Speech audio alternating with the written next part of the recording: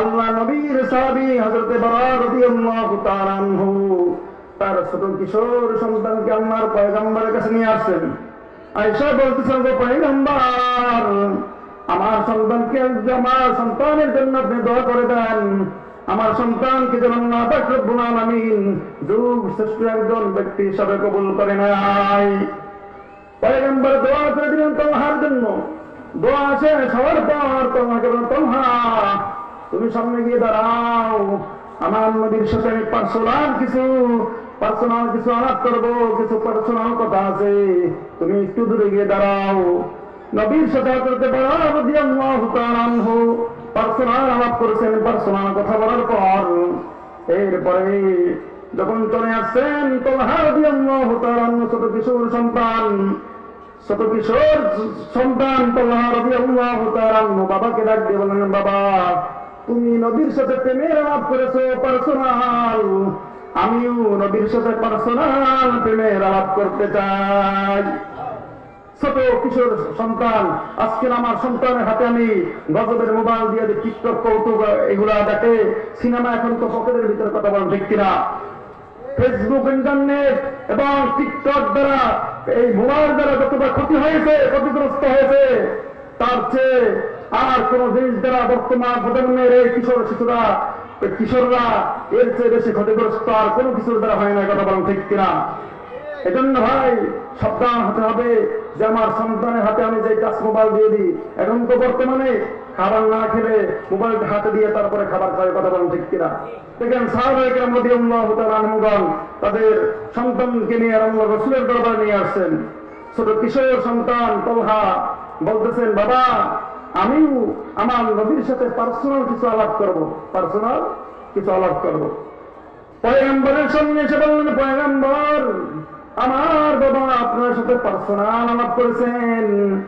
আমার বাবা যেরকম আপনাকে মহব্বত করেন, ভালোবাসেন, আমিও তার থেকে কম না, আমিও আপনাকে অনেক ভালোবাসি। পয়গম্বর বলেন, তালহা তাই নাকি? তাহলে প্রমাণ হয়ে যাক, আমার নির্দেশ এই, তোমার হাতে ছুরি দিলাম। আল্লাহর পয়গম্বর ছুরি তোমার হাতে দিয়ে বললেন, যাও, আমি নবীকে যদি মহব্বত করো, ভালোবাসো, তাহলে তোমার বাবাকে এই ছুরি দ্বারা কতল করে ফেলো। তাহলে আমার নির্দেশ। যখন তালহা পরীক্ষা করলাম, যখন তালহা রাদিয়াল্লাহু তাআলা হাতে ছুরি নিয়ে যখন সামনে অগ্রসর হলেন বাবাকে হত্যা করবেন, এমন সময় আল্লাহর পয়গম্বর তালহাকে ডাক দিয়ে বলেন, ও তালহা দাঁড়াও, আমি পয়গম্বর কোন মানুষকে হত্যা করার জন্য, কোন মানুষের উপর বিচার করার জন্য দুনিয়াতে আসি নাই। আমি পয়গম্বর দুনিয়াতে এসেছি যারা দুনিয়া জুলুম নির্যাতন করবেন তাদেরকে প্রতিহত করার জন্য। ভালোবাসা পয়গম্বর পরীক্ষা করলেন, পরীক্ষা পাস হয়ে গেল।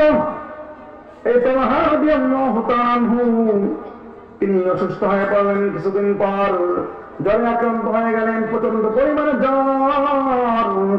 তালহা রাদিয়াল্লাহু তাআলা আনহু জ্বরের খবর তার বাবা পয়গম্বরকে জানাইছেন। পয়গম্বর তিনি বললেন যে, বরার তোমার সন্তান যদি জ্বরে আক্রান্ত হয়ে মারা যায় তাহলে আমাকে খবর দিবা, আমি তোমার সন্তানের জানাজা করবো, আমি নবী তোমার সন্তানকে খবর রাখবো। তালহা রাদিয়াল্লাহু তাআলা কিছুদিন পর ইন্তেকাল করলেন। পয়গম্বরকে জানালেন না, পয়গম্বরকে খবর দেয় নাই।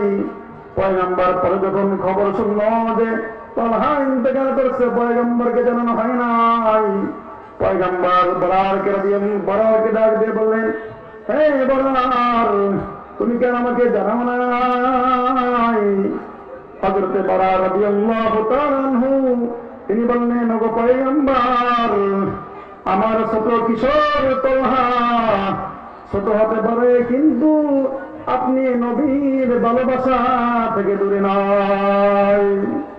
মৃত্যুর আগে আমাকে ওসিয়ত করেছেন, বাবা আমি যদি ইন্তেকাল করি দিনের বেলা তাহলে আমার পয়গম্বরকে খবর দিবা না, কারণ যদি পয়গম্বরকে তুমি খবর দাও তাহলে আমার মায়ায় পয়গম্বর চলে আসবেন, আর কাফেররা বেঈমানেরা আমার নবীর উপর আঘাত করবেন। এজন্য দিনের বেলা যদি আমি মারা যাই, পয়গম্বরকে জানাইব না। রাতের বেলা যদি আমি ইন্তেকাল করি মারা যাই, তাহলে পয়গম্বরকে জানাইবা। আমার ছোট কিশোর সন্তান তোলহা দিনের বেলা ইন্তেকাল করছেন, যার কারণে নবী আপনাকে জানাই নাই, যার কারণে আপনাকে নবী আমি জানাই নাই। দেখেন ছোট কিশোর সন্তান, ছোট কিশোর ছেলে আজকে নবীকে কতটা ভালোবাসেন। আজকের আমাদের সন্তানরা যেভাবে নায়ক নায়িকা গায়ক গায়িকারা যেভাবে চুল কাটে, আমার সন্তানরা সেভাবে চুল কাটে, কথা বলেন ঠিক কিনা?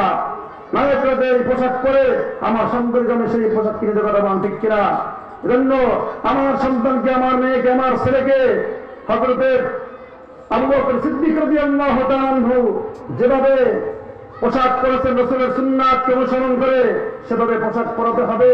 হযরতে ফাতিমা রাদিয়াল্লাহু তাআলা আনহা যে পোশাক পরেছেন, আমার মেয়েকে সেইভাবেই পোশাক পরাতে হবে, কথা বলেন ঠিক কিনা? তাহলে রাসূলের আশিক, রাসূল হিসেবে আপনি গণ্য হবেন। আর যদি আপনি এর ব্যতিক্রম চলেন, তাহলে আপনি আশিক রাসূল হতে পারবেন না, সম্ভব নয়।